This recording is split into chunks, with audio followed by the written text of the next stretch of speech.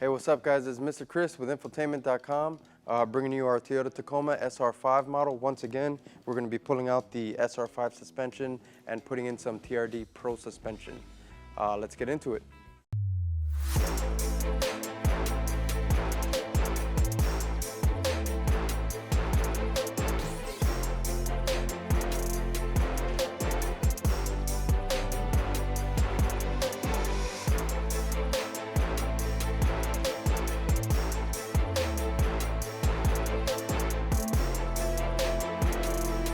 Before we get started, because we have a semi-slick floor here, we're going to want to put some tire stops back there, and so when we're jacking it up, we don't have a possibility of the truck rolling back on us. And we're going to want to put up the e-brake. All right, so to get started, you're going to get your jack, and what I like to do is put it right on the cross member in there, nice and centered.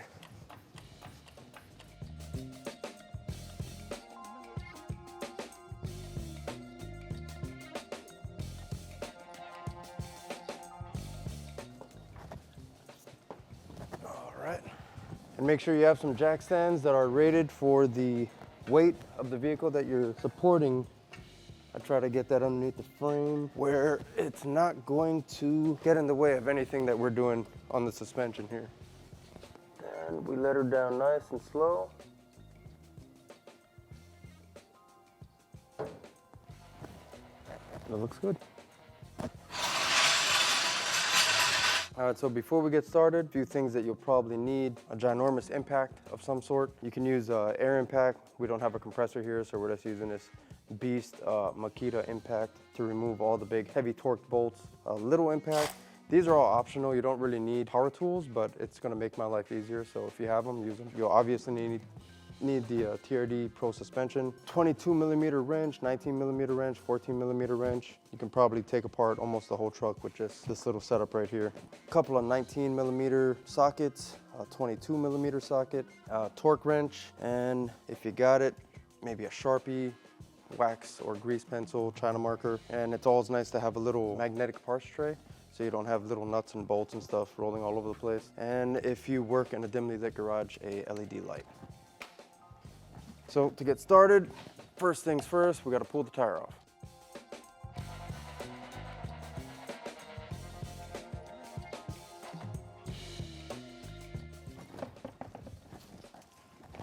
I like to throw this under the truck.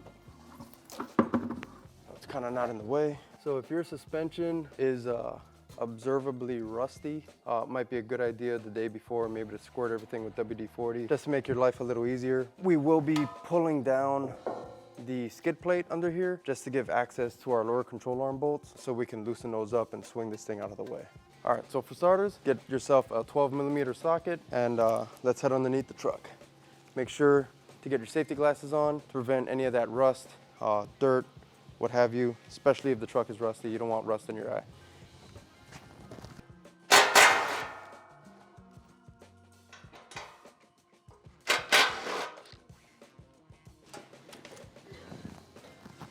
All right, so once we got the 4 12mm bolts out of that skid plate, it just kind of hangs below the truck.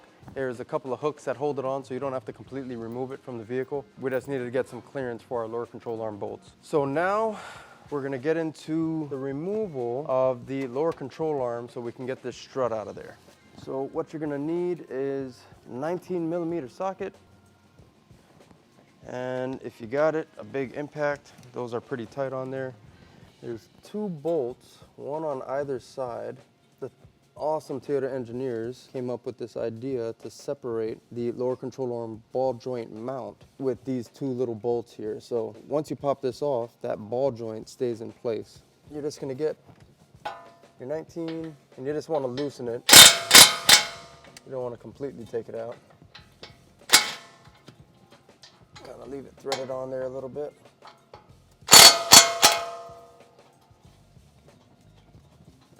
All right.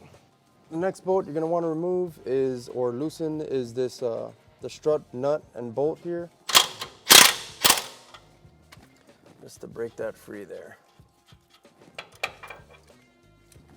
All right, the next bolts we're gonna remove, or nuts that we're gonna remove, are on the top of the strut mount here. There's 3 in total. The one in the center, don't take that one off. That's very bad if you remove that. Basically just the 3 on the outside. There's 2 that are visible straight from outside of the fender here. The third one is on the back side. And that is a 14 millimeter. Really handy if you got a gear wrench, so you don't need to kind of bust your knuckles trying to fit a ratchet in there.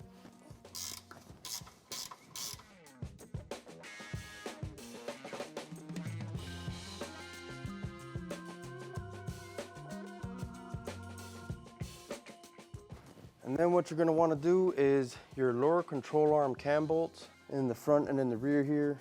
If you just get a mark on there somewhere, on that cam and on the cam plate, you're gonna have to get this aligned anyway if you're going up, just so you get even tire wear. But this will give you a place to go back to in case you get those out of spec there, at least so that the vehicle will drive straight while you're on your way to the alignment shop. At this point, you're gonna wanna loosen up those lower control arm bolts just a little bit, as much as you need to get this lower control arm to swing out of the way. Now you can go ahead and remove the 2 bolts that you loosened up earlier. You'll see what those look like. They're really fine thread, so be very careful with those when you're putting those back in. And we'll take that other 19 millimeter nut, bolt, and washer out that's on the bottom of that strut. It goes from the rear forward, and the washer goes on the front side of that lower control arm. And from here, you should be able to just swing the control arm down and out of the way. Now, those nuts that you loosened up earlier on the top hat of that strut, you can just continue to take the rest of them off. Before you completely remove all 3, when you have just one left holding the whole strut up there, you're gonna wanna support the strut while you remove that last nut. Now that we got the second one out, we'll hold or support that strut and take that last one out.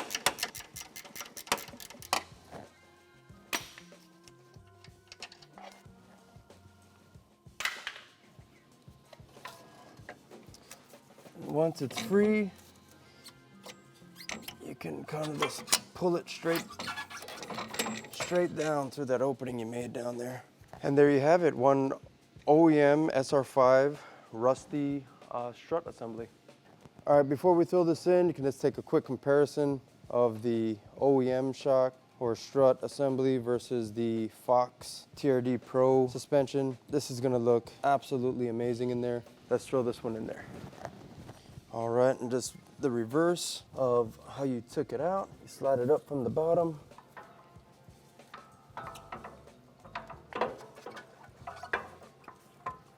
Line up those 3 holes on the top. Then you get your factory hardware. And you can just kind of loosely put that in there just so it kind of holds it in place while you get the rest of the suspension back together.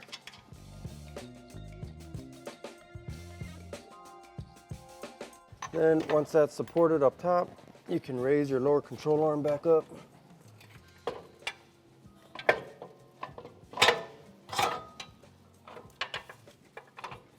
Slide that lower strut bolt back through the control arm and the strut. Put your washer and your nut on.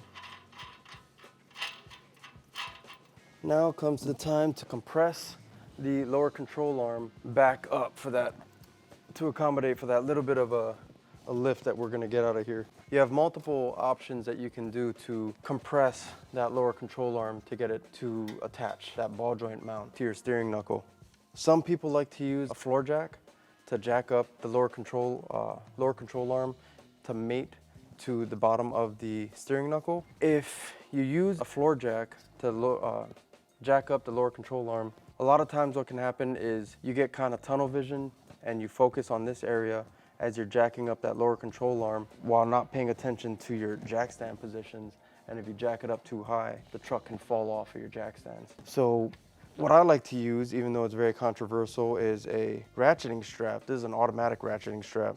But I like to rope this around the upper control arm, go around the CV axle and boot and wrap it underneath that lower control arm, kind of cradling that lower control arm, just to get it to squeeze the whole suspension together a little bit, kind of mimicking load on the suspension. So I don't need to use a floor jack, but I can still get those bolts in. So let me show you how I do that. I don't recommend doing this if you haven't done it before.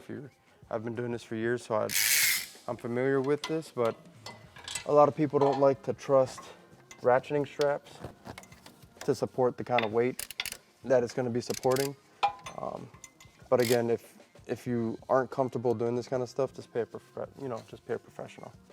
Once I have the ratcheting strap in the position that I want it in, I can just kind of take up slack on there.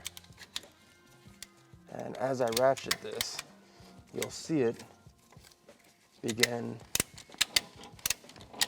to compress that suspension.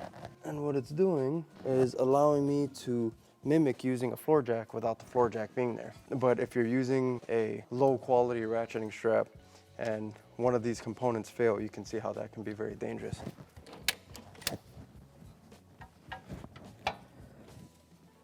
Now that this is compressed, it's giving me access to the threaded portion on that steering knuckle, and I can thread those right in by hand. You always want to thread these lower control arm ball joint bolts in by hand, just because if you start it with an impact or a power tool of some sort and it goes in at a slight angle, you immediately cross thread the threaded portion on the steering knuckle. And there's really no easy way to fix that. So always do it by hand first, and then you can get your power tool once you thread it in by hand and you know that those threads and the bolts are going in nice and straight.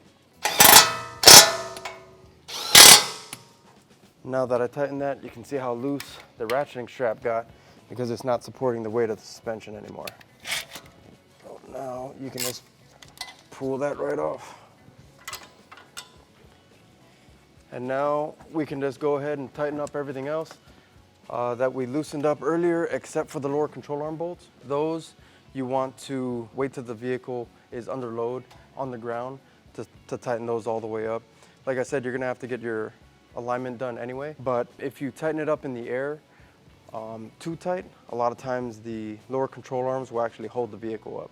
So you're not gonna get a proper idea of how high the vehicle is gonna be.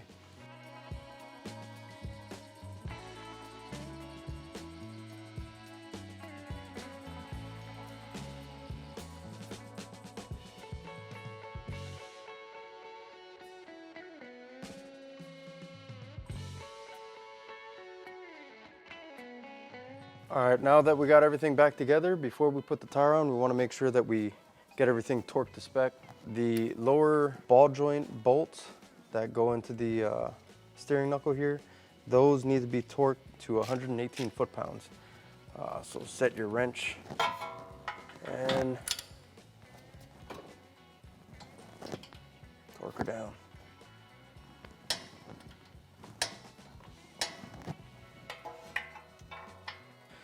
The lower strut bolt needs to be at 61 foot-pounds, so we'll do that now. It's perfect where it is.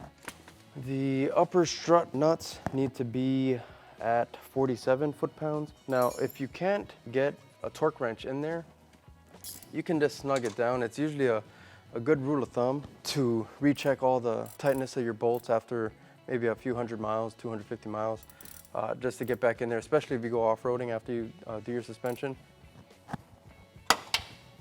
Right now, we can get the tire back on.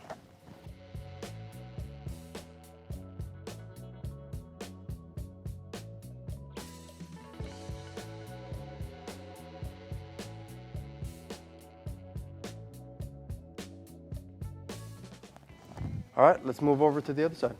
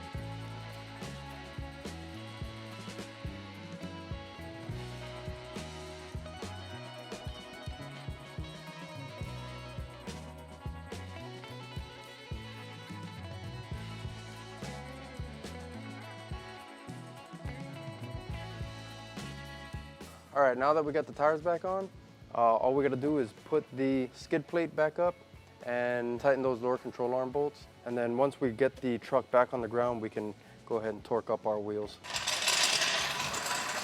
All right, so let's bring the truck back down on the ground. Same thing like before, put it right back on that subframe. Try to get it right in the center so you lift up the truck nice and even. Once you clear those jack stands, you can go ahead and pull those out.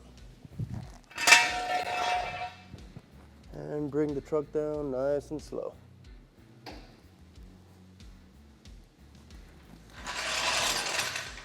All right, now that it's back on the ground, what I like to do is kind of jounce the front, just rock it back and forth a little bit.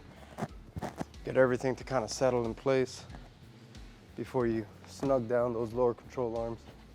So beforehand, we measured the distance from the center of the cap to the fender line here, and we got a reading of 20.5 inches. So we'll go ahead and do the same thing and see what we gain from putting the suspension in there. And we're just about at 22 inches to that fender line. So we gained about 1.5 inches in height. That's probably gonna settle down a little bit once the suspension gets used to being in there.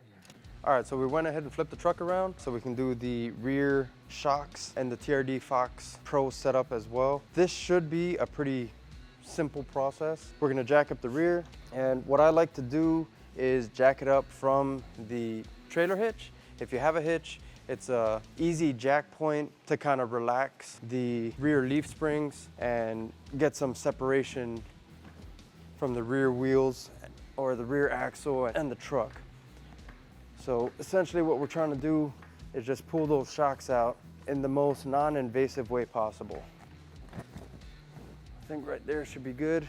We didn't even have to take off the rear tires for this. We're just gonna go work inside the tire well and up underneath, just taking off a couple of nuts and a couple of bolts and swapping those shocks out. All right, so from the side, you get a little view of what we're gonna be swapping out here. Inside this tire well, you got a 14mm nut right inside here. These are really prone to getting kind of rusted in place, so I would definitely recommend throwing some penetrating oil on there beforehand. But all right, so right here, this is a 14mm nut on the top here, and on the inside lower location that bolts up to the bottom down here, that's going to be a 17mm nut that goes through, nut and bolt that goes through here. All right, so what we ended up doing here was getting a needle nose vice grip up underneath the shock perch just to hold that shaft from moving, because we had quite a bit of rust on there. But you can go ahead and pull that nut all the way off.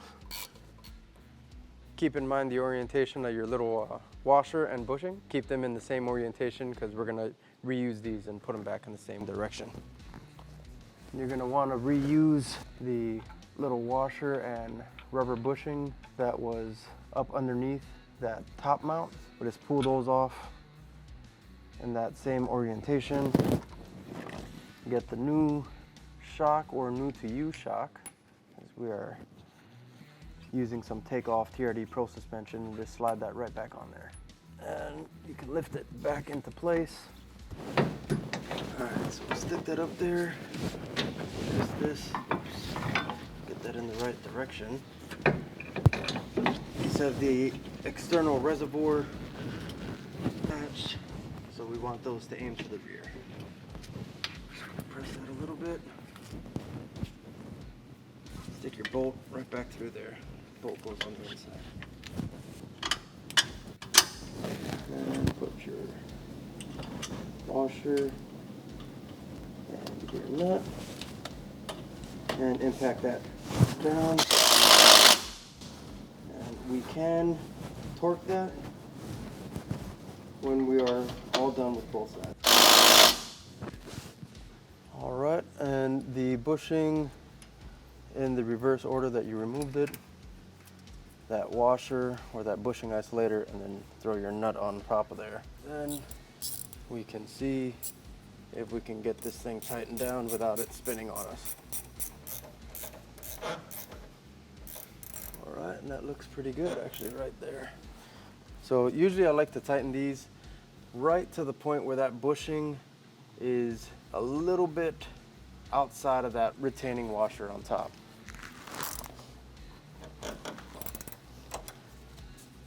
Yeah, that's pretty good right there. All right, so we're gonna see if we can get this side off without a lot of headaches.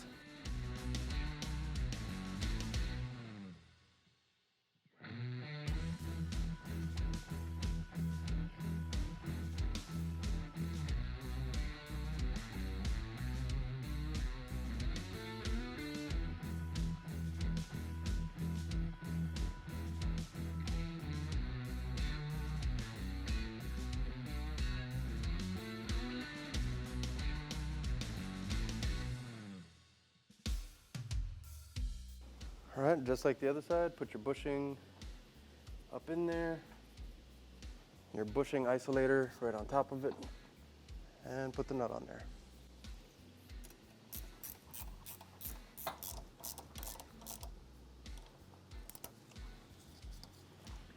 And now we'll drop the truck onto its new TRD Pro shocks in the back. All right, and just like that, you got your TRD Pro suspension installed on your Toyota Tacoma SR5. That'll give you a little bit better on-road as well as significantly improved off-road handling. For more like this, check us out at Infotainment.com. I'm Mr. Chris with Infotainment.com, and we'll see you next time.